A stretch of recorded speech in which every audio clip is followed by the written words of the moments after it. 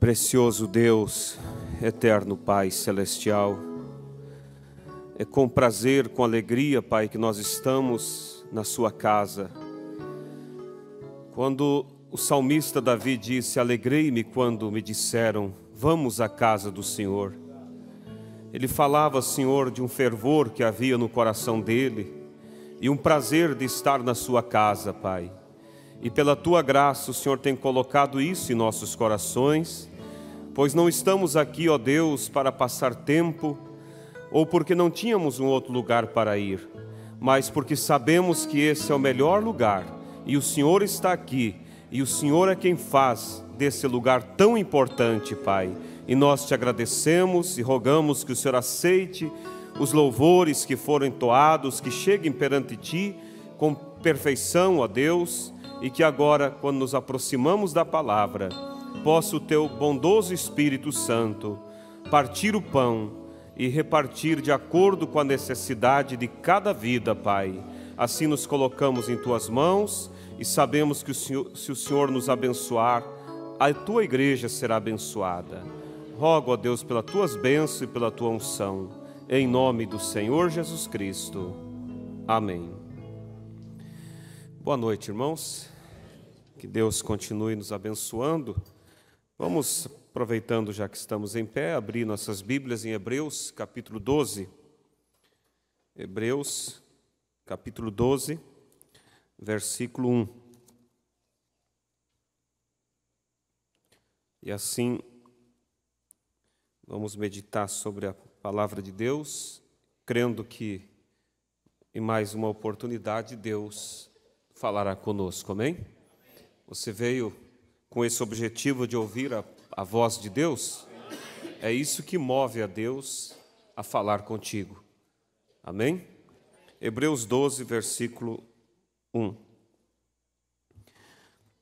Portanto, nós também, pois, que estamos rodeados de uma tão grande nuvem de testemunhas, deixemos todo o embaraço e o pecado que tão de perto nos rodeia e corramos com paciência a carreira que nos está proposta. Podeis assentar? E assim que Deus abençoe e acrescente suas bênçãos, a palavra que foi lida, e que o Espírito Santo possa vivificar, vivificar a letra, vivificar essa palavra em nossos corações, porque nós sabemos, como diz a Bíblia, que a letra em si é morta, mas o Espírito vivifica a letra, amém? E por isso que é necessário o azeite, que é o Espírito Santo, para vivificar a palavra. E aí, quando você lê as Escrituras sobre a unção do Espírito Santo, você vive uma vida na presença de Deus, a palavra de Deus, ela realmente borbulha na sua alma, porque existe ali dentro aquele azeite, Não foi em vão que Deus, nas eras da igreja, Ele disse: não danifiques o azeite e o vinho. A igreja não pode andar sem este azeite precioso, sem o Espírito Santo. E também não podemos andar sem este vinho, que é o estímulo da nossa revelação, é o que nos impulsiona para ir para frente, é o que nos impulsiona a cantar em momentos onde naturalmente não teríamos razão para cantar, problemas, lutas, pois vivemos em um mundo cheio de pressões. Mas esse estímulo que está dentro de nós nos faz andar de cabeça erguida, amém? Nos faz ser realmente o povo mais feliz da terra. E isso nos impulsiona cada dia para frente, cada dia para ser melhores cristãos, por uma força interior que brota lá da alma, Uma lei interior, a natureza de Cristo ali dentro, nos chamando para sermos melhores filhos, amém? O tema que Deus colocou em meu coração esta noite, o título que eu dei para esse pequeno tema é: por que falharam? É uma pergunta, olhando, como nós lemos aqui Hebreus, a Bíblia diz que nós estamos rodeados de uma grande nuvem de testemunhas. Eu creio, irmãos, que não há, de maneira alguma, razão para alguém queixar-se ou dizer que não teve as condições necessárias para vencer.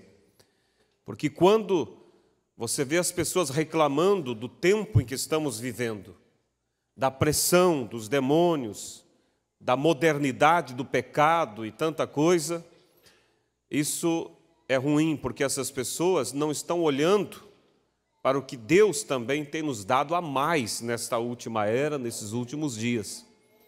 Porque quando nós olhamos para trás, nós vemos um José, nós vemos um Abraão, nós vemos um Davi, nós vemos grandes heróis que enfrentaram o inimigo e venceram.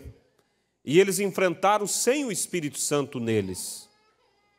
Eles enfrentaram sem o sangue de Cristo falando por eles, somente sobre o sangue de animais que apontava para o sacrifício perfeito que haveria de vir, e mesmo assim eles tiveram tanto êxito na batalha, na luta, puderam confiar, puderam tomar Deus em sua palavra e conquistar demônios, conquistar reinos, como Josué pôde parar o sol e continuar a batalha até vencer por completo o inimigo, tudo sob ainda a sombra, o sangue de animais, o Espírito Santo sobre eles, mas não neles. E hoje, pela graça de Deus, irmãos, o maior mistério que Paulo fala se revelou: Cristo em vós, esperança de glória, Deus voltando para morar dentro do seu povo, dentro da sua igreja. Então, irmãos, as condições que Deus tem dado para mim vencer, as condições que Deus tem dado para você vencer, são indiscutíveis. Tudo o que nós devemos fazer é tomar Deus em sua palavra e confiar. Ouvimos o testemunho da irmã, isso é muito bom porque eleva a nossa fé, nos ajuda a ver que o nosso Deus é Deus. O nosso Deus não faz acepção, Ele somente age aonde alguém confia nele, alguém toma Ele em sua palavra. E às vezes nós temos dificuldade de crer para a cura, quando achamos que seria preciso uma fé muito grande. E olhamos, irmãos, o que é mais grande? É a cura do corpo ou a cura da alma? É a cura da alma. Se nós temos tido fé para receber a cura da alma, para a transformação da nossa vida, de um pecador para um salvo, o que custa ter fé para crer que Deus pode também curar, Deus pode tirar o câncer, Deus pode tirar a paralisia, Deus pode todas as coisas. Tudo o que Deus espera é ver uma igreja posicionada em sua palavra. Amém? Então, olhando, irmãos, como eu disse, estamos rodeados de uma grande nuvem de testemunhos. Testemunhos de pessoas que venceram, mas também testemunhos de pessoas que falharam em cumprir o propósito de Deus, falharam em receber a promessa de Deus. E a pergunta nesta noite é: por que eles falharam? Por quê? Porque se eles falharam, houve um porquê, houve uma razão. A febre nunca vai despertar no corpo de uma pessoa se não há uma causa que está fazendo aquela febre surgir. Os problemas acontecem porque há uma causa. E nós temos que parar e pedir a Deus que nos ajude a detectar onde está a causa do fracasso, onde está a causa de não alcançarmos uma vida mais cheia do Espírito Santo, onde está a causa de não ter uma estabilidade de fé, porque às vezes o profeta diz que há pessoas que às vezes elas estão no telhado, no outro dia já desceram, elas vivem de altos e baixos. Deus não se agrada disso. Deus quer ver nós constantemente, o profeta usa essa expressão, constantemente sobre o telhado, ou seja, sobre o nível mais alto. E aí pode vir os problemas, pode vir as dificuldades, isso não te afeta, porque você passou a ter um encontro, como hoje pela manhã o pastor falava sobre receber a pessoa de Cristo, que é o importante. Você realmente teve um encontro com esta pessoa de Cristo. Você conhece a natureza de Cristo. E aí você vive pelo amor que você tem por Ele. Nós não adoramos a Deus somente pelo que Ele faz, mas a principal adoração que nós apresentamos a Deus é pelo que Ele é. Porque se a nossa adoração for pelo que Ele faz, o dia que Ele não fizer, o dia que Ele não responder, nossa fé vai descer de nível. Mas quando a nossa fé está baseada na pessoa de Cristo, no que Ele é, irmãos, Ele pode não responder a tua oração, problemas podem surgirem, mas a tua fé nunca será abalada, porque a tua fé não está relacionada com a tua vida natural. Naturalmente você está vivendo, mas espiritualmente você está em Cristo. Amém? Então, não há o porquê nós falharmos quando Deus tem colocado em nossas mãos toda a sua graça, todo o seu poder, toda a condição para avançar, e além do mais, testemunhos e testemunhos, que a Bíblia usa a expressão nuvem de testemunhos, de pessoas que conquistaram, de pessoas que alcançaram. Você lê Hebreus 11, os heróis da fé, como Abraão alcançou, como José alcançou, e olhamos pelo outro lado e vemos testemunhos de pessoas que falharam. E existe, na verdade, duas maneiras de aprender. Uma menos dolorosa, ou que não é dolorosa, e a outra que é doída. As duas maneiras é, uma, aprendendo com os erros dos outros, e a outra maneira que se aprende é com seus próprios erros. Se paga um preço. Se Deus colocou essa nuvem de testemunhas, se Deus permitiu que isso ficasse registrado, é porque Deus queria tornar o meu caminho mais fácil. É porque Deus queria tornar o teu caminho mais fácil. Essas testemunhas que falharam e que Deus permitiu registrar, é para que você não passe por aquele caminho. É para que você não tome aquele tipo de atitudes que elas tomaram. Existe aquele provérbio, né, que o pastor Antônio sempre dizia, que a experiência é como um pente, que você adquire somente depois que você ficou careca. Ou seja, quando tinha cabelo, não tinha o pente para se pentear. Então tinha que conseguir o pente de alguém emprestado. É o tipo da pessoa que não tem experiência, ela tem que tomar a experiência daquele, para resolver os seus problemas. Mas quando alcançou a experiência, ela já não tem mais cabelo. Ela já não tem mais, o que ela vai tentar pentear o cabelo dos outros.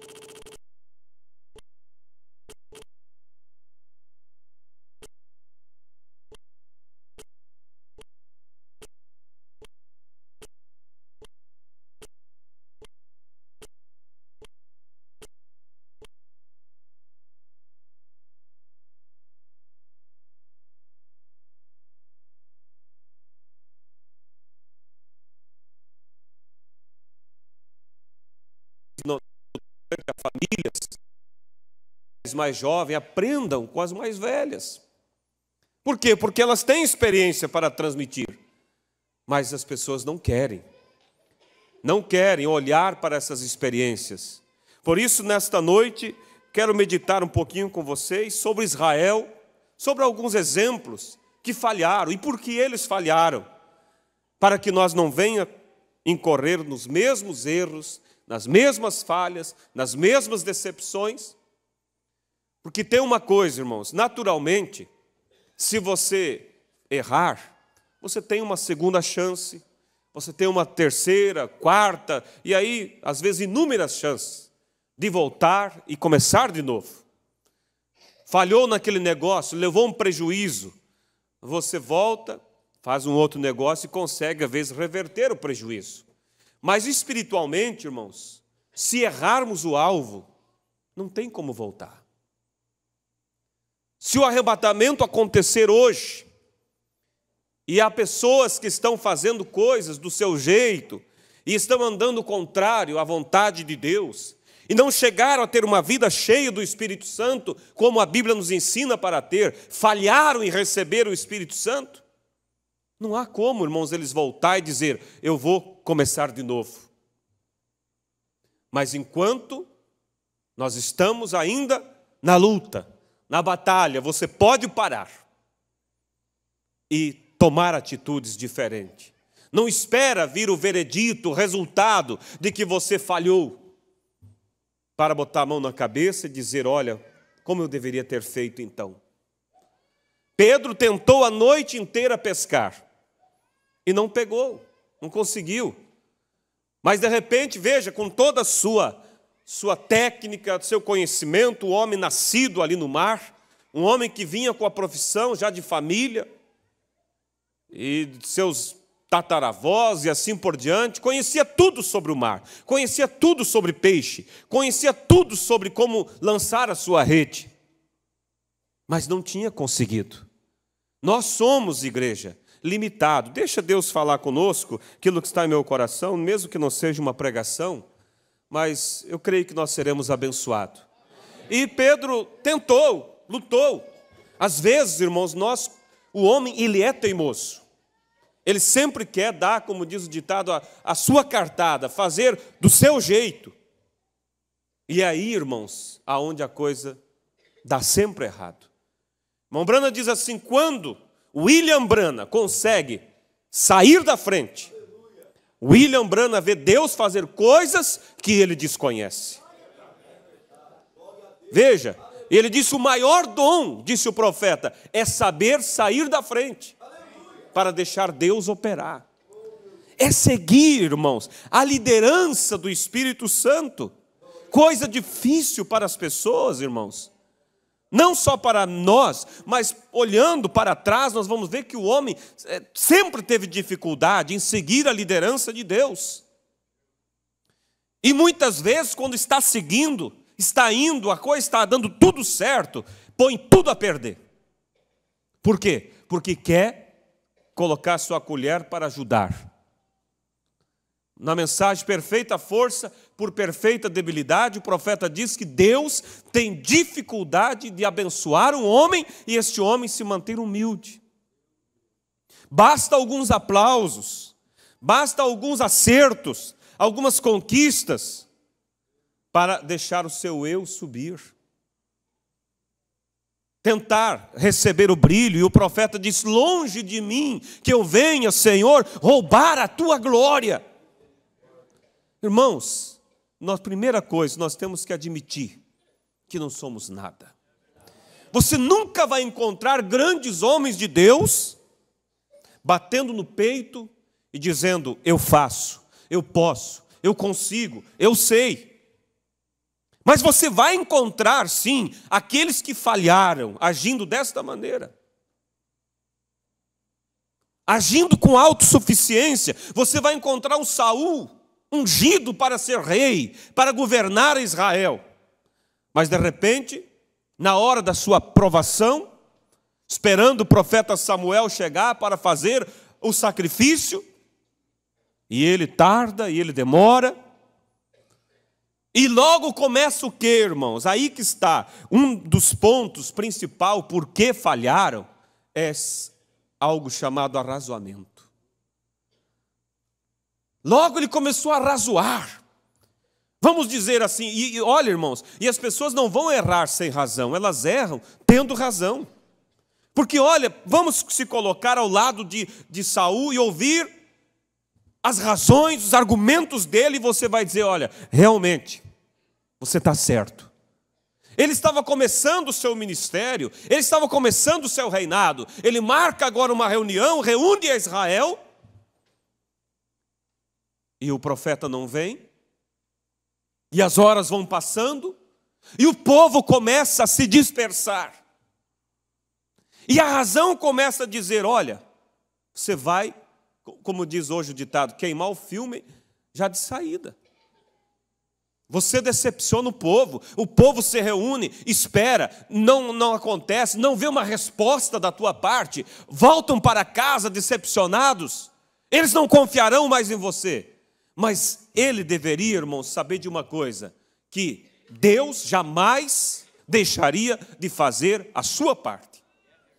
Se o profeta estava sabendo, se o profeta tinha marcado para estar ali, não era problema de Saul tentar argumentar, Mas ele começou, e a Bíblia diz que para que o povo não se dispersasse, ele mesmo tomou por si mesmo para fazer o sacrifício. O arrazoamento fez ele tomar atitudes que não eram para ele tomar. E o que aconteceu? Ali foi decretada a sua sentença. Porque ali, irmãos, mostrou que tipo de natureza tinha dentro dele. E ainda afrontou o profeta. Falou áspero com o profeta. Não havia humildade para voltar, para acertar, para se humilhar. Então veja, irmãos, que o erro sempre acontece quando a pessoa, na hora da sua prova, na hora da sua dificuldade, ele deixa a razão tomar conta. Quando Deus fez a promessa para Abraão, para Sara, que eles teriam um filho, ora, irmãos, não foi um político que falou, não foi um homem humano comum que falou, foi o próprio Deus. Assunto encerrado, vocês terão um filho, e através desse filho eu vos darei uma grande nação. Irmãos, passa um ano, passa 2, passa 10, passa 15, e nada do filho vir, e quanto mais tempo, mais velha Sara ficava, mais enrugada ela ficava, a fraqueza tomando conta. E aí então os arrazoamentos começaram a tomar conta, e Sara, quem sabe, pensava como vai ser, como que vai ser, mas Deus falou, tem que se cumprir, mas como? O que eu posso fazer nisso? O que eu posso fazer? Sair da frente, deixa Deus trabalhar. Tome Deus em sua palavra e descanse na palavra que Deus te chamou. Quem é que te chamou para este evangelho? Não foi um homem. Foi Deus, foi o Espírito Santo. Paulo disse, aquele que em vós começou a boa obra, aperfeiçoará. Tudo que devemos fazer é nos manter humildes, posicionados no posto do nosso dever. Lembro de uma mensagem pregada pelo pastor Febroni há muitos anos aqui. Sempre me acompanha aquela frase que ele disse, que se cairmos, que caiamos então com a espada na mão, lutando, fazendo o que Deus nos chamou para fazer. E que quando, dizia ele, o pastor dizia, quando Deus voltar, Ele quer te encontrar no posto do teu dever. Vai encontrar irmãs nervosas com seus filhos, dando pulo para cima. Isso vai tirar do arrebatamento? Não. Porque são questões naturais, mas a fé está posicionada, a fé não vacilou, a fé está olhando para a palavra, a fé não arrazoou, a fé não tentou enlargar o caminho, mas mantém os mesmos limites antigos colocados por nossos pais, que a Bíblia diz, não remova os limites antigos que foram colocados por vossos pais. Não é ir buscar coisas que jogamos fora quando viemos para a mensagem e agora argumentar e acharmos que éramos um pouco extremistas demais. Não, a mensagem é a mesma. Quando o profeta disse, dê um pontapé na televisão, nas revistas, no baralho, aquilo é a mensagem do profeta ainda. Os anos passam, mas a mensagem não envelhece e ela não perde o seu valor. Por que muitos falharam, irmãos? Porque eles foram deixando com o tempo as cercas caírem e os argumentos tomarem conta e não deixaram de ser crentes em Deus, mas passaram a ser crentes formais, crentes naturais. Isaías capítulo 1, você vai encontrar Deus dizendo, quem é que pediu para vocês vir pisar nos meus átrios? Eu já não suporto vossos ajuntamentos, vossas festas, vossos sábados. Eu estou cansado de sofrer, disse Deus. Israel poderia dizer, Senhor, como o Senhor nos pergunta, quem pediu para pisar nos meus átrios, se o Senhor estabeleceu tudo isso? Mas eles tinham deixado, irmão, o princípio, o sentimento. A Bíblia diz, guarda teu pé quando entrares na casa de Deus. Eles falharam, irmãos, quando eles se acostumaram com as coisas de Deus. Se acostumaram com os cultos, se acostumaram com o pastor, se acostumaram com o sacerdote, se acostumaram com o sacrifício, foram perdendo o sentimento. No princípio da fé de Israel, o cordeiro era criado com a família, como um integrante daquela família. O pai, com todo zelo, ensinava isso para a família e tirava ali, quando nascia o cordeirinho, escolhia o mais perfeito, o melhorzinho, o mais bonito, o mais sadio, trazia para a sua casa e criava junto com seus filhos. Havia um amor, havia um sentimento que unia aquela família com aquele cordeiro. E chegava o momento do pai chegar, chamar as crianças, se assentar e dizer: meus filhos, somos pecadores e merecemos a morte pelos nossos pecados, mas há um Deus misericordioso que provê um substituto, e a razão desse cordeiro está aqui conosco, e cuidarmos para que não pegue sarnas, não pegue manchas, não seja quebrado, é porque nós vamos oferecer ao Deus perfeito, e temos que oferecer o melhor que temos. Mas papai, o que acontecerá? Sim, ele vai morrer, meu filho. Havia lágrimas, irmãos, havia dor no coração daquela família. Mas era necessário para que eles vissem o preço pelo pecado, que o pecado era algo que realmente era malvado, era doído, para que houvesse remorso pelo pecado. E quando eles entregavam aquele cordeiro, eles voltavam para casa não só aliviados por ter seus pecados cobertos, mas com um sentimento pelo cordeirinho que tinha sido sacrificado. E quando eles fossem, irmãos, ser tentados a pecar, eles pensariam duas vezes que custaria a vida de alguém importante. Mas por que Israel falhou? Porque o tempo foi passando, e eles foram se acostumando e foram conhecendo a Bíblia de cor e salteado, e como que era o sacrifício, e como que fazia e tudo mais. E começaram a fazer as coisas pelo intelecto e não mais pelo coração.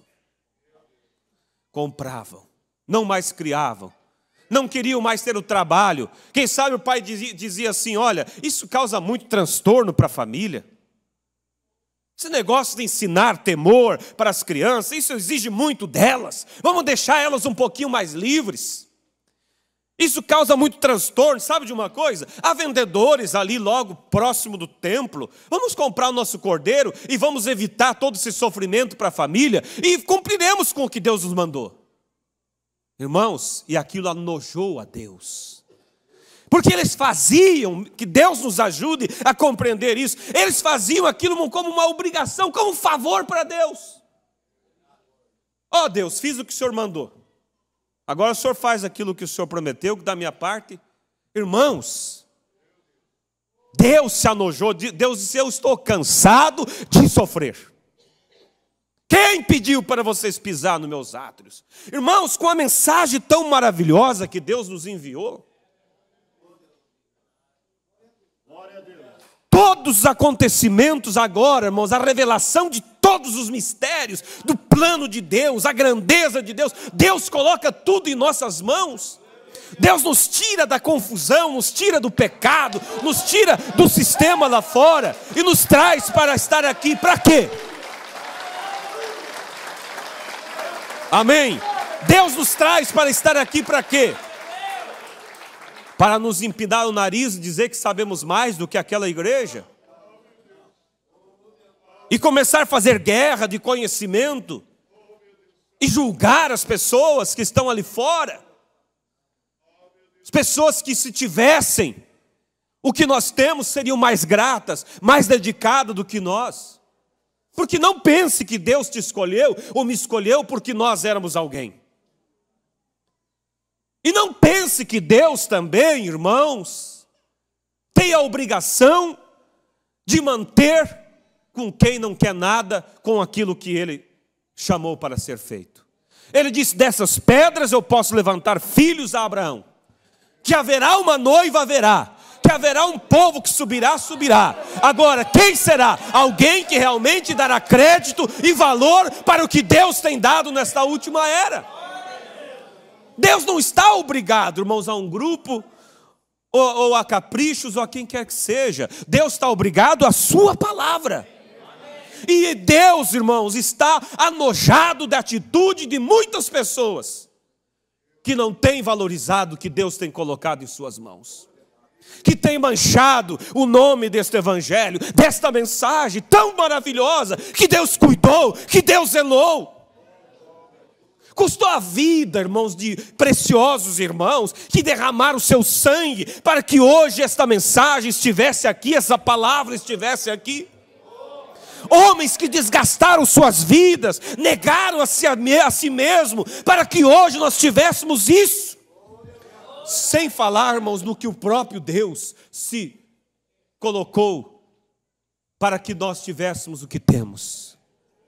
Então, irmãos, nós não queremos falhar, eu não quero falhar. Que Deus me ajude, que Deus tenha graça para comigo, que Deus tenha graça para contigo, para que possamos valorizar, que haja tremor em nossos corações, diante desta palavra, diante desta grandeza que Deus nos tem dado, irmãos. Ele não vai falhar, Ele vai levar um povo ao arrebatamento. Aleluias! Ele deu todas as condições para que nós cheguemos ali. Estamos rodeados de grande nuvem de testemunho. Não podemos errar. Não podemos errar. Então, voltando ao que eu falava sobre Abraão. O tempo foi passando, irmão. O tempo é inimigo. O tempo causa tentação. E Sara começou a argumentar. Começou a ficar impaciente, mas nós lemos aqui que a Bíblia diz, estando nós rodeados de uma grande nuvem de testemunha, corramos com pressa, é isso que a Bíblia diz? Corramos com paciência a carreira que nos está proposta. Paciência faz parte da estatura do varão perfeito. Paciência para com Deus, disse o profeta. Às vezes pensamos que é Deus que tem que ter paciência conosco. Claro que Ele tem. Mas quando está na estatura do varão perfeito, é eu que tenho que ter paciência com Deus. Paciência para esperar as promessas se cumprir. Paciência para esperar com calma e não colocar minhas ideias, meus argumentos, minhas razões. Mas Sara não teve. Sara pensou assim, sabe de uma coisa? E aquilo foi como que um estalo assim. E ela julgou que aquilo fosse uma revelação de Deus. Aquilo era o fruto da impaciência dela. Não era o fruto da revelação de Deus. E ela disse, tenho Agar, minha serva, saudável. Abraão terá o filho através dela. E eu criarei essa criança como filho meu. E assim cumpriu-se a promessa. E o que ela fez com isso? Trouxe uma desgraça. Não mudou o plano de Deus. Será que Deus vai aceitar os atalhos que nós fazemos? Deus não muda o seu plano. Deus se manteve em sua palavra.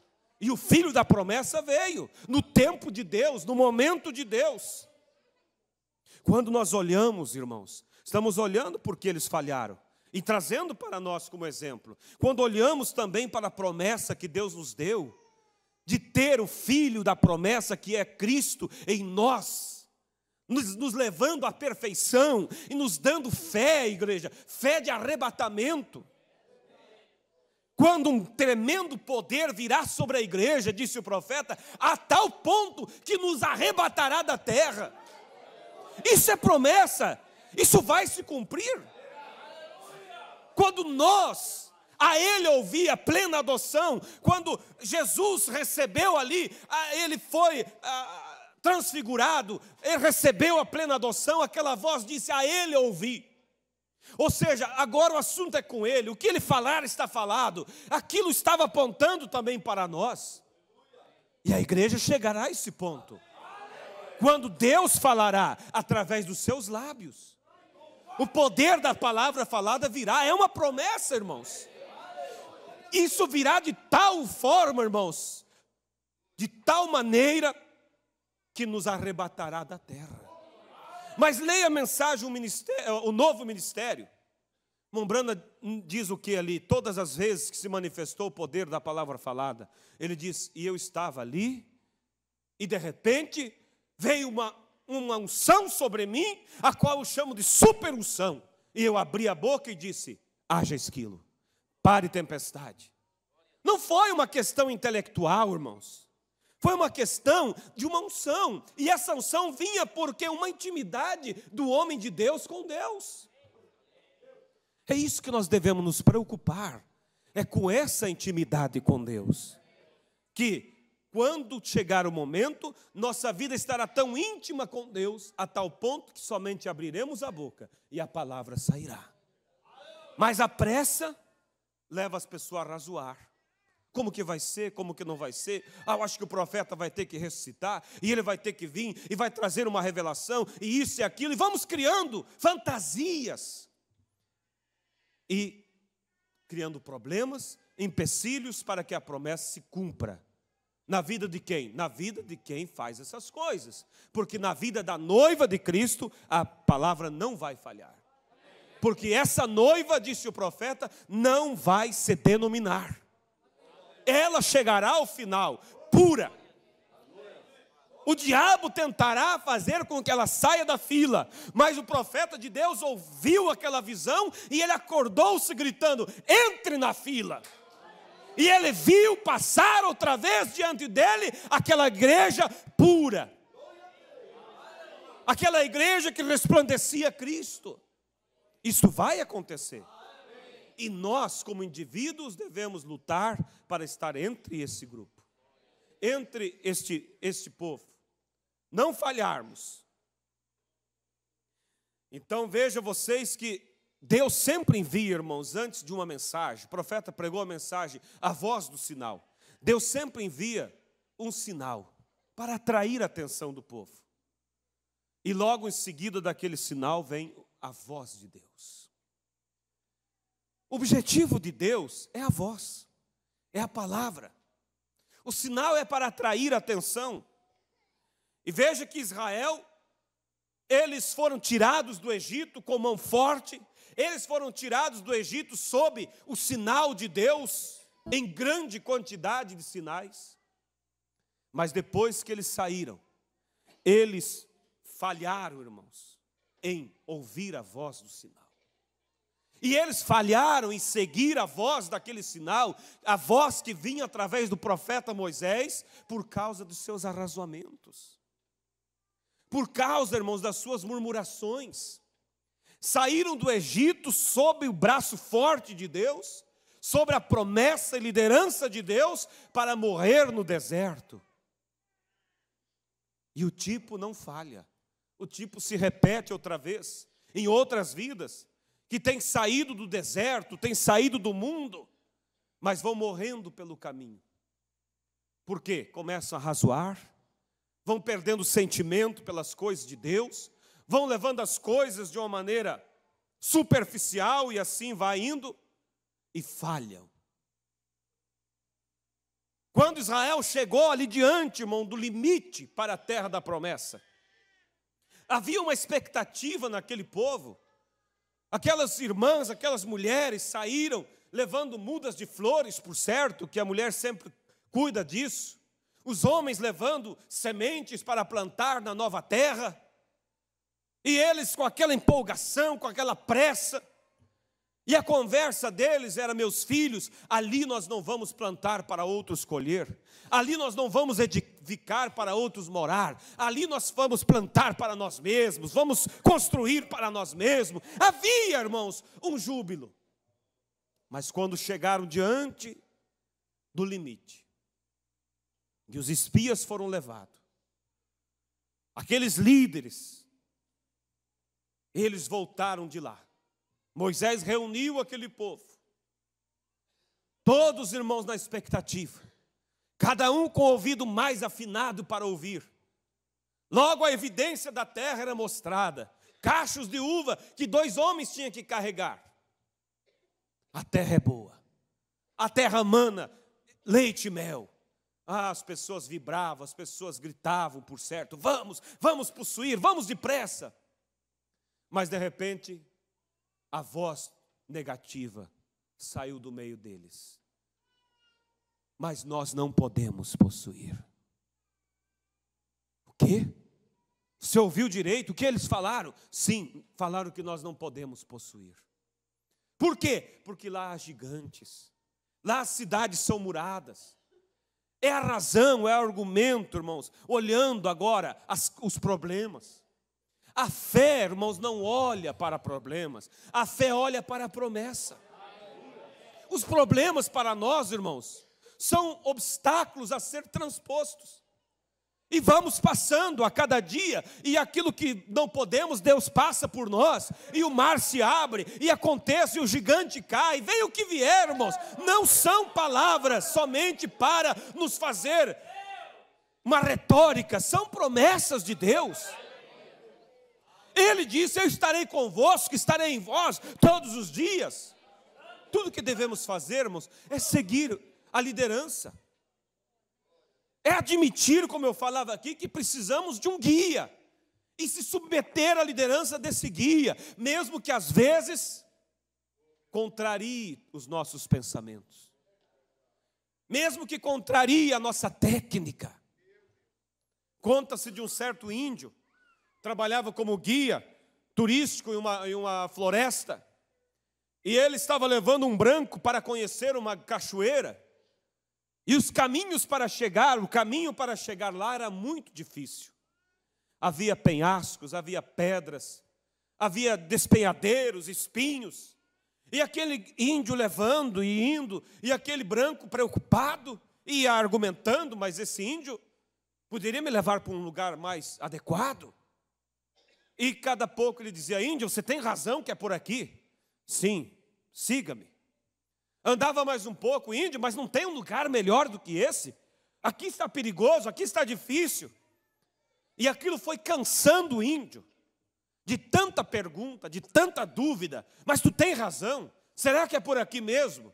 Que de repente o índio parou e olhou para o branco e disse: me siga, eu sou o caminho. Esse não argumente, eu sei. É assim que Deus espera de nós, irmãos. Somente vamos seguir o líder, somente vamos seguir o Espírito Santo. Ele é o caminho. Não vamos argumentar, irmãos, se há gigantes, se há cidades muradas, se há fraqueza na carne, se há debilidade aqui e ali, problemas entre o povo da mensagem, e ismos surgindo, e problemas daqui. Irmãos, não argumente, somente siga. Saiba que Deus tem uma promessa, e um povo chegará e receberá essa terra, receberá essa herança. Deus, irmãos, tem tudo sob o controle.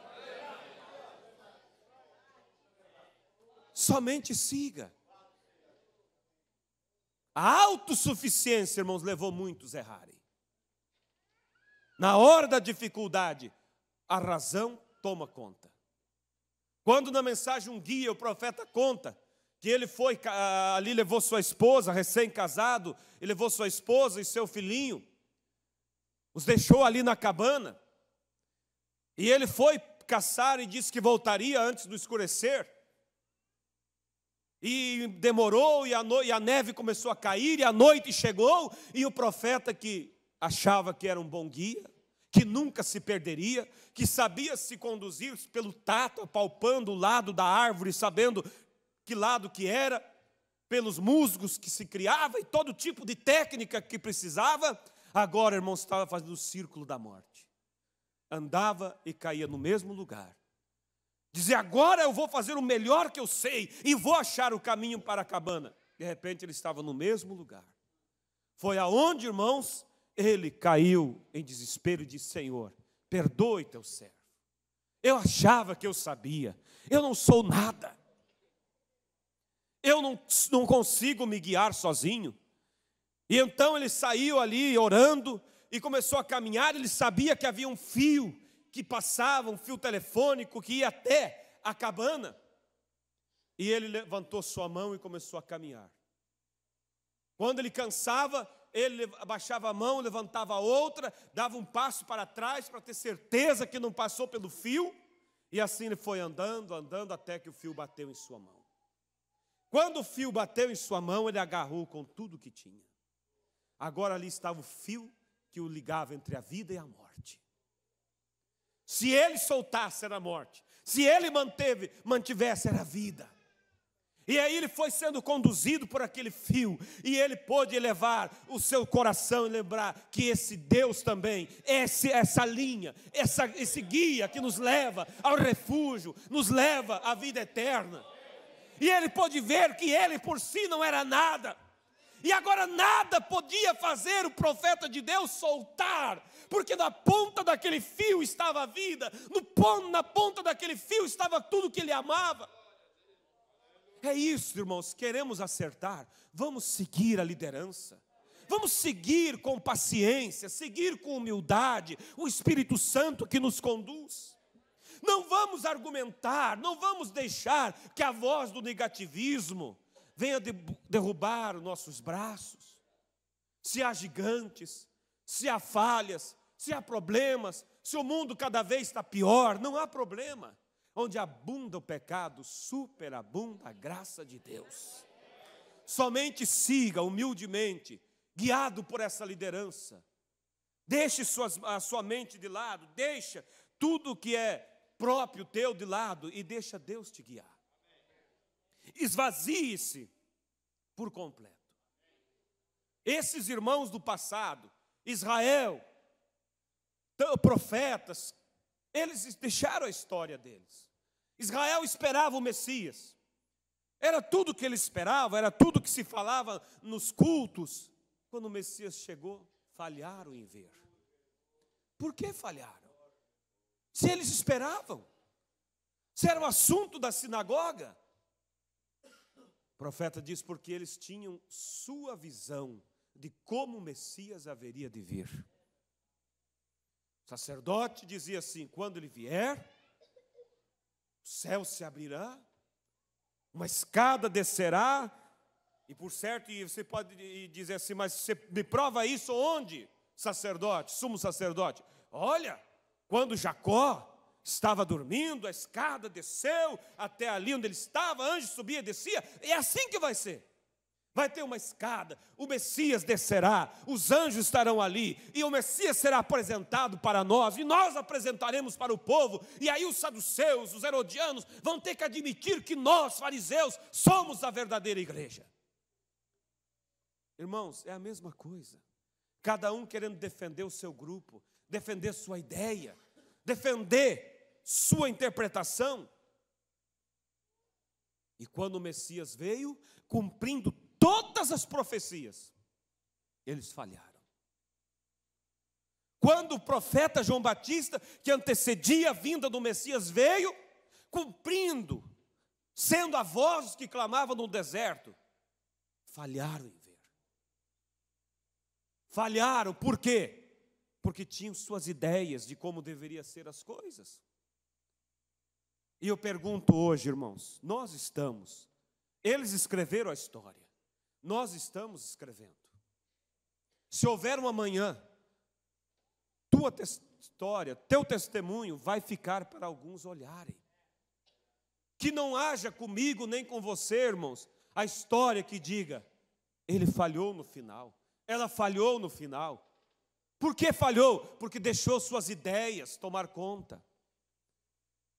Porque argumentou, porque perdeu o sentimento, perdeu o zelo, perdeu o primeiro amor. Não, mas se houver um amanhã, que alguém possa olhar e dizer assim, ele alcançou, ele foi até o final do caminho, e ele pôde realmente combater o bom combate, e guardou a sua fé. Por quê? Porque nunca deixou suas ideias, sempre se manteve humilde, sempre seguiu a liderança do Espírito de Deus. Não deixou a simplicidade do Evangelho por nada, não largou daquele fio guia, não largou da liderança do Espírito Santo.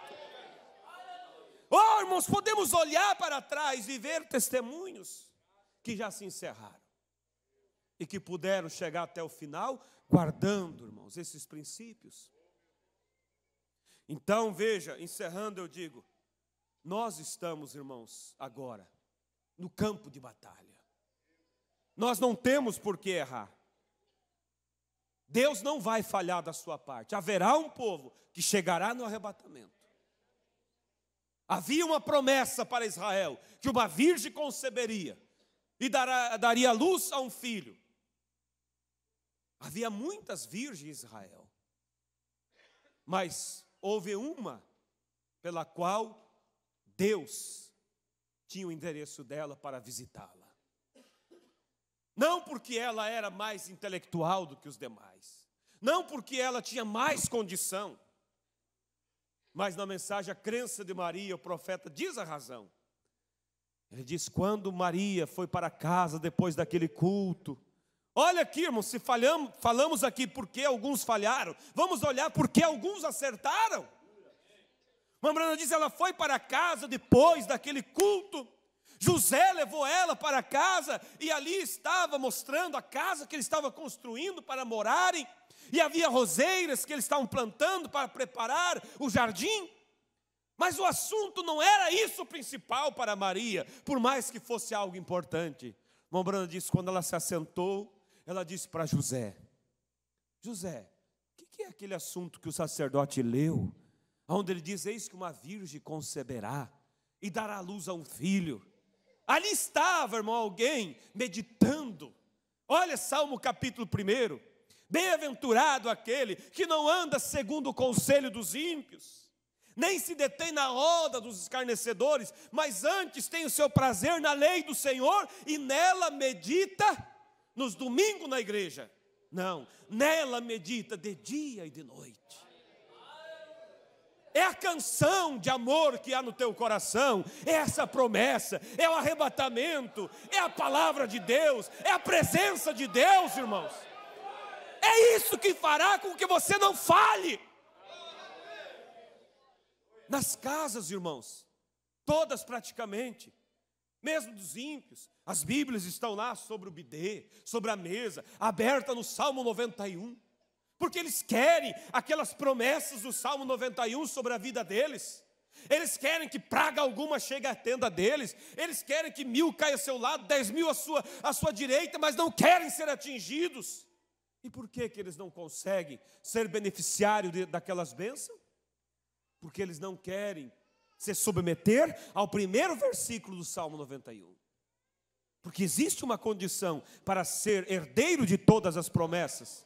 De realmente praga alguma chegar à sua tenda, de você poder pisar sobre a serpente e não fazer dano algum. O que diz no primeiro versículo? Aquele que habita no esconderijo do Altíssimo. Você tem que estar nesse esconderijo, você tem que estar sob, irmãos, a submissão da palavra, da liderança de Deus. Aí a sombra do Onipotente você descansa. Aí você pode realmente ser beneficiário de todas as promessas. Se quer poder da palavra falada, quer arrebatamento, quer todas aquelas promessas que estão ali citadas, mas não quer, irmãos, se submeter à humildade, à renúncia. São Mateus 13:44 diz que o homem, o reino dos céus é semelhante ao homem que achou um tesouro no campo. O que ele fez? Vendeu tudo o que tinha para comprar o campo e possuir o tesouro. Vender é renunciar-se a si mesmo. Vender tudo, suas vaidades, seu eu, seus argumentos, para poder possuir este campo, esta palavra, e então ser herdeiro dessa riqueza que é Cristo, que é a vida eterna. Mas você tem que fazer isso. Maria, o que é José? Ela não estava dizendo, tu viu aquela revista, aquele vestido para o casamento? É bem degotado, mas está na moda, eu acho que eu vou ficar, se eu usar daquele mais simples que a mamãe quer, vão rir de mim. Não era isso, irmãos. Ela não estava com o coração nas coisas deste mundo. Ela já não vivia para este mundo. Por que Enoque não falhou? Por que Enoque foi arrebatado, irmãos? Porque ele caminhava com Deus. Até que Deus para si o tomou. Deus espera dessa igreja, Deus espera dessa noiva que caminhe com Ele, que habita no esconderijo do Altíssimo, que seja guiado por essa liderança, que deixe seus argumentos de lado. Mas ela disse: José, o que é aquela escritura que o sacerdote falou? Ele disse: minha querida, você não percebeu que nós, o povo de Israel, somos um povo diferente? Você não percebeu que nós não nos casamos com estranhos, nós guardamos a nossa linhagem? Sim, eu tenho percebido. Então, é porque Deus nos escolheu para um propósito. É que Deus tem um propósito conosco, irmãos. É isso, você não percebeu, irmãos, que há requisitos que Deus tem cobrado de nós? Coisas que são lícitas, mas você diz: não me convém. Por quê? Porque Deus prometeu e nos tem separado para um propósito, para um casamento, para ser realmente a sua esposa. E ela disse: sim, eu tenho percebido isso. Ele disse: sim, então, o que o sacerdote falava é que Deus prometeu que dentre uma virgem de Israel nascerá o libertador. Ele será o próprio Deus em carne. Irmãos, aquilo acendeu o coração de Maria, mais do que a expectativa pelo casamento, mais do que qualquer coisa. Aquilo levou ela, irmão, a um nível mais alto. É isso que Deus espera de nós, que esta mensagem, que esta profecia, que esta promessa nos leve, irmão, a um nível que você ande realmente acima de todas as tentações. Que o teu coração esteja enamorado por Cristo, que você não passe um dia sem pensar no glorioso dia da sua vinda. Como pode alguém estar esperando a vinda dele, irmãos, e passar dias e dias e não pensa na sua vinda? Não lê a sua palavra, não consegue ter um tempo para falar com ele? E no outro dia depois, passou o final de semana, José voltou para o seu trabalho, e ela voltou para os afazeres dela. Mas o profeta diz: ela ia buscar água, e no caminho ela estava meditando em Isaías 7,14. Ela estava meditando em Isaías 9,6. Ela estava meditando: uma virgem conceberá, dará luz a um filho. Oh, irmãos, ela nem imaginava que podia ser com ela, mas por certo ela imaginava: bem-aventurada será essa. Oh, que bendita será esta mulher, que realmente Deus cumprirá a sua promessa na vida dela. É assim que vive a noiva de Cristo, pensando: benditos são aqueles que guardam essa palavra, que realmente tem guardado. E você se sente incluído, mas não como o principal, mas como alguém que está ali para dar brilho a esse quadro, dar brilho a esse encontro com Deus. Você sabe, eu estarei ali, mas haverá alguns que estarão mais na frente, mas eu estarei ali também. De repente, aquela luz interrompeu o caminho dela. Salve a agraciada, aleluias. E ali então a promessa veio, e aí o anjo disse: não tenhas medo, Maria, porque o anjo disse: tu darás luz a um filho. Mas como vai ser isso? Eu não tenho marido, eu não sou casada. Não temas, o Espírito Santo fará sombra sobre você, e o que em você for gerado será do Espírito Santo. Tudo que ela fez, irmãos, foi tudo ao contrário daqueles que falharam. Porque aqueles que falharam deixavam sua mente entrar, argumentos vir, analisar como que vai ser, como que não vai ser, e eles falhavam. Ela somente disse: cumpra-se em mim a sua vontade. A razão na hora tentou dizer: mas e o teu pai? E a mãe? E os parentes? E o noivo? O que eles vão dizer quando você aparecer grávida? Irmãos, ela fechou a porta para o arrazoamento e disse: cumpra-se em mim a sua vontade. Deus sabe o que faz. É isso que Deus espera de nós, irmãos. Vamos nos colocar de pé nesse momento. É isso que Deus espera de mim, de cada um de nós. Por que falharam? Falharam porque deixaram seus arrazoamentos tomar conta da fé. Falharam porque largaram a liderança de Deus para seguir suas próprias ideias. Falharam porque perderam o sentimento no que faziam e passaram a fazer as coisas mecanicamente. Falharam porque não valorizaram o chamado de Deus. Deus teve que chamar um Davi para tomar o lugar de um Saul. Mas que nesta noite possamos olhar e dizer: mas houve alguns que acertaram. E eu quero acertar. E eu vou acertar. Porque eu não vou agir como aqueles que falharam, mas eu vou agir como aqueles que valorizaram, que mantiveram a simplicidade do Evangelho, que mantiveram aquela intimidade com Deus. Eu vou ser como Maria. Eu vou viver uma vida pensando nas coisas que são de cima. Eu não vou me envolver, eu não vou me embaraçar com as coisas desta vida. Eu não vou deixar que o mundo moderno, que o espírito de Laodiceia, a frieza, a mornidão tome conta da minha vida. Eu não vou deixar que eu faça as coisas de Deus por um costume e por tradição. Mas eu vou chegar nos átrios de Deus, guardando meus pés, guardando a minha entrada, para agradar a Deus. Eu vou meditar na lei do Senhor, de dia e de noite.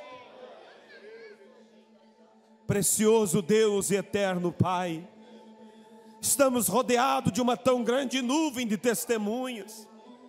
Deus, não teremos desculpas para dizer naquele dia: eu não sabia. Oh meu Deus, que esta palavra não venha ressoar como julgamento naquele dia para alguns, mas que possamos todos nós, Pai, deixar de lado a murmuração, o arrazoamento, a autossuficiência, a vaidade própria, e com simplicidade e humildade, Senhor, seguir a liderança desse guia, seguir a liderança do Teu Espírito Santo, Pai, desarmado de si mesmo, esvaziado de nós mesmos. Oh Deus, conceda isso, Pai, eu peço com a minha alma nesta noite. Conceda isso em minha vida, Senhor. Conceda isso na vida de cada um desses irmãos que foram chamados por Ti, como o Senhor chamou a Israel. E assim como Israel enfrentou problemas, temos enfrentado também. Mas não queremos falhar. Nos ajuda, Senhor. Nos capacita. Nos unja para essa caminhada, Senhor. E que o Espírito que houve em Maria, que o Espírito que houve nos heróis da fé, possa estar em nós. A submissão, a humildade, a entrega total ao Senhor, Pai, para que cumpra-se em nós a Tua vontade. Se enquanto a palavra do Senhor foi falada, meu Deus, alguns ouviram e reconhecem que tem falhado em algum desses pontos, que com sentimento sincero eles toquem ao Senhor nesta noite, e que eles propõem em seus corações agir diferente, deixar de lado, Senhor, as coisas que têm envolvido eles, parar de tentar fazer atalho e seguir o velho e pisado caminho do Evangelho, Pai. Conceda isso, eu peço, Senhor. Toma esta palavra agora, nesta noite, e amplia no coração desta igreja, porque é o Senhor que fará isso ter resultado em nossos corações.